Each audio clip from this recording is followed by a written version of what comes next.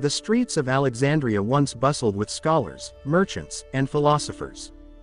The salt-licked wind carried the scent of papyrus and incense, the city glowed in torchlight. Hypatia walked those avenues, her mind radiant. Then one day, that light was extinguished in a horror the city would never fully forget. Her death was not stealth or warfare, it was ritual cruelty. The philosopher, teacher, and mathematician would be torn apart by those who claimed faith. If you seek the bones of truth, stay with me. Like, subscribe, and walk with me into this tragic past. She was more than a woman in a man's world, she was a force of intellect. Students crowded her lecture halls, pressing for her wisdom on geometry, astronomy, and Neoplatonism. In those moments, the world seemed infinite, as though knowledge could carry them beyond the horizon. Yet outside her halls, storms of zeal simmered.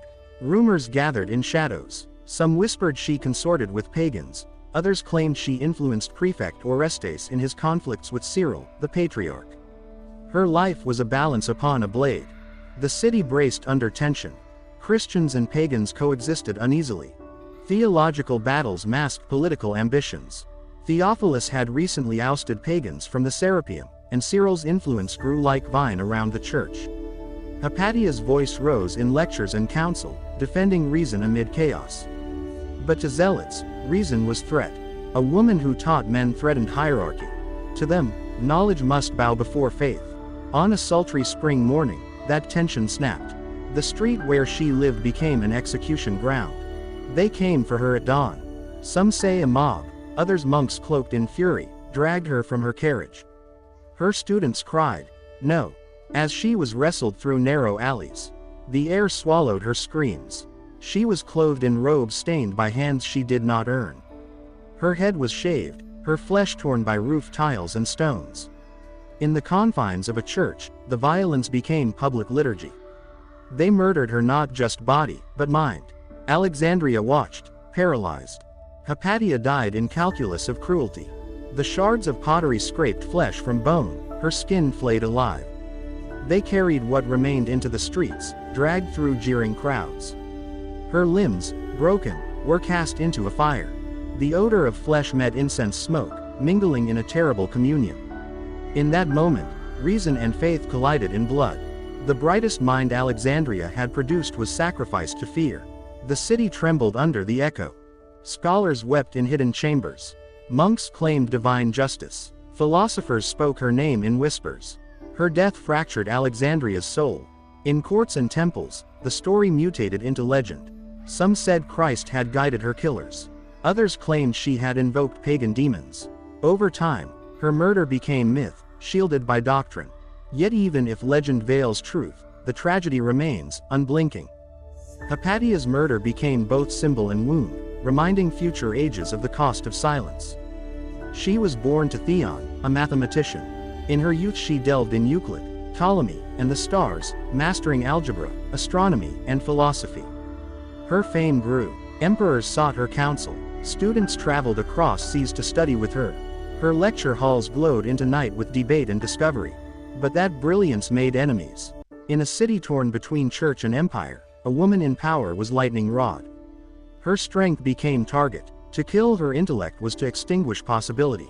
Hypatia's influence crossed faith lines. Pagan heirs respected her, Christian scholars envied her. Her neutrality threatened both extremes. She advised Orestes in disputes over episcopal authority versus civic governance. That role cast her as political actor, not mere philosopher. Cyril saw that as challenge. Her neutrality became weapon in factions. She stood between scroll and scripture, between empire and cross. The delicate balance shattered when zeal overwhelmed reason. Her murder was not mistake, it was calculated erasure. The Serapeum's destruction was precursor. Pagan temples razed, scrolls burnt, statues toppled. The city's intellectual heart was wounded. Hypatia's murder completed the assault. Alexandria, once cradle of knowledge, teetered. Library halls, once echoing with discourse, stood silent. Students departed. Manuscripts disappeared. Her death sent message. Philosophy would no longer speak. The city's light dimmed. Across the Mediterranean, intellectuals watched in horror but felt powerless. Her death changed more than a life, it changed a culture. Some say she foresaw her fate. In her lectures, she warned that fanaticism is the blind usurper of reason. She spoke of unity between faith and philosophy. She warned that if power claimed truth, both would bleed. Her words ring in fragments, preserved by scribes who feared oblivion more than death. Those fragments become relics of warning. She taught geometry, then prophecy. The same blade that divides circle can divide society.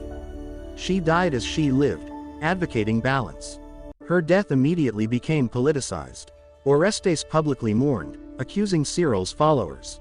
Cyril denied responsibility, claiming mob fury. Churchmen justified the act as purging heretical influence. The conflict escalated. Imperial agents intervened. Alexandria erupted in protests and purges. The murder was not local crime, but event of empire. It tested the authority of bishop, governor, and emperor. Who would hold power, church or mind? The answer lay in fire, not argument. Later Christian chroniclers portrayed her murder as righteous. Pagan sources turned her into martyr. Byzantine historians debated her legacy. In Latin West, she became Christian symbol of female martyrdom. In Islamic world, her name entered astrolabe lore. Each tradition refashioned her image. Yet beneath those layers lies the woman who taught scholars, courted wisdom, and died for ideas. To sort fact from myth is impossible, but the invariant truth is, she was murdered because knowledge threatened dogma. We must imagine her final moments. The scrape of tile, the grip of hands, the scent of blood and incense. Maybe she whispered a theorem in pain or recited a portion of Ptolemy in despair. Maybe she glimpsed the sky her mind once mapped. The details blur, but I imagine her final breath bore witness more than fear. She died not cowering, but compelled by a dignity reason demands. Her passing reverberated not only in Alexandria, but across centuries. Her students survived in exile. They carried her teachings to Constantinople, Antioch, and beyond.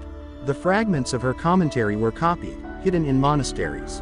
Scholars cited Hypatia's lost works in attempts to rebuild the corpus. Her name became legend. Her murder motivated defenders of logic amid dark ages. The flame she lit passed through centuries. Though stone and flesh perish, ideas endure. Her agony became seed for future renaissance. In modern times, Hypatia became symbol for feminism, science, and free thought. Her life is invoked in debates about religious oppression and women's rights. But beyond symbolism lies tragic reality, a woman murdered for teaching. Our age remembers better, but inherited shadows linger. We still wrestle with authority, censorship, and persecution of ideas. In that struggle, Hypatia's death is not distant. It is warning, demand, and inspiration. In Alexandria now, archaeological dust conceals her footprints. Scholars debate the exact site of her murder: church ruins, market street, or library steps. The city's underpinnings tremble with hidden remnants of late antiquity. The horizon still towers with minarets and domes, but beneath them lies Hellenic memory. In twilight, I imagine those ruins whispering her name, as wind moves through broken columns. The modern metropolis bears the scars of that ancient rupture. Was Hypatia naive to trust moderation in a volatile age? Perhaps. But her life was not naive, it was courageous. She believed the mind could bridge faith and reason. She lived among contradictions, teaching balance. Her death proved how fragile balance can be. In every era, individuals try to hold paradox. In her case, it cost her life. Her story warns not against ambition but against complacency. Brilliance without courage is silent. Courage without wisdom is blind. Theophilus and Cyril orchestrated campaigns to suppress pagan learning. After Hypatia's death, pagan philosophers retreated underground. Christian scriptures replaced Platonic dialogues in public life.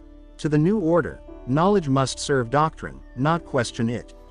The closing of Alexandria's schools accelerated intellectual decline. The ancient world recoiled. Hypatia's death marked not only a murder, but a shift. Reason ceded domain to faith. Centuries would pass before the West reclaimed what was lost. In her notebooks, the fragments that survive, we glimpse her mind.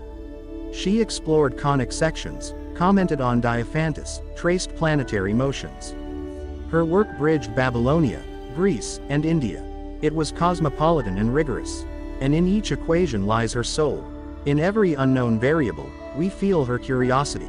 When she died, those equations lost a voice. Today we piece her legacy with reverence and sorrow. Her mind speaks still, across time's silence. In painting and literature, she is often portrayed as fragile, passive. But that image is betrayal. She was resolute, commanding, fierce. She walked among men and ideas with authority. Her murder was not about fragility, but power. Her death is misread if we imagine her as victim. She was assassin's target because she embodied challenge. To depict her as merely gentle is to sanitize terror. She died because she was too strong for silence. Alexandria's story did not end with her death. It continued in shadows. Pagan cults secret, scrolls hidden, knowledge migrated to Persia, Byzantium, and Islam. The lessons of her life flowed through Isidore, Avicenna, and beyond. Hypatia's murder was rupture. The diaspora of thought was healing. The West reacquired those teachings centuries later. Her death was not final act, only intermission. Some modern scholars caution against mythologizing Hypatia.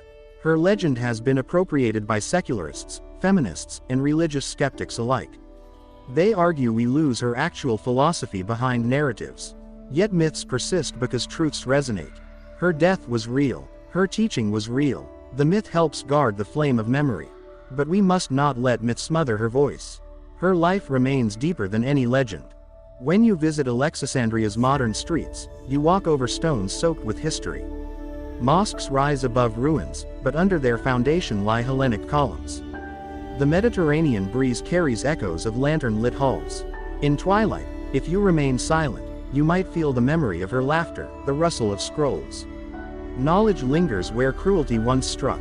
The city remembers, even when walls whisper only shadows. In contemporary debates over science and faith, Hypatia's death is invoked as warning. When ideas clash with dogmas, the fear of knowledge cracks open. She died because her teachings challenged authority. Our age faces similar ruptures: censorship, suppression, violence against inquiry. Her story is not distant history. It is mirror. In every society where education is imperiled, Hypatia's death speaks across centuries. Her silence demands vigilance. There is sorrow in our remembrance. We build monuments, write essays, praise her name, but we cannot resurrect her body or reconstruct her full works. We must accept absence as part of legacy. The parts we have are shards of brilliance. They remind us of what was stolen.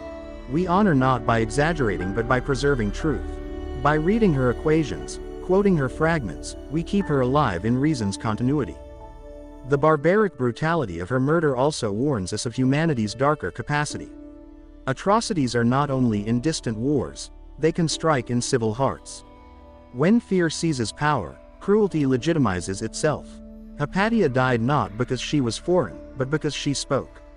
Her body became battleground. Her murder teaches us that the greatest violence is not acts of war, but the killing of thought. There is redemption in memory. Every young scholar who studies geometry or philosophy carries Hypatia's spark. Every question asked, every authority challenged, is tribute to her. She left no tomb, but she left path. She died so that thought might continue. Her name is inscribed not on marble but in minds. In classrooms, in debates, in torn notebooks, she teaches still. Her death is tragedy, but her life is triumph. And so we return to that terrible day.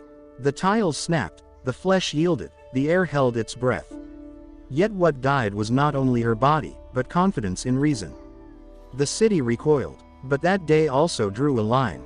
On one side stood brutality, on the other stood the defenders of intellect. We stand on that line still. In memory's tension we find purpose.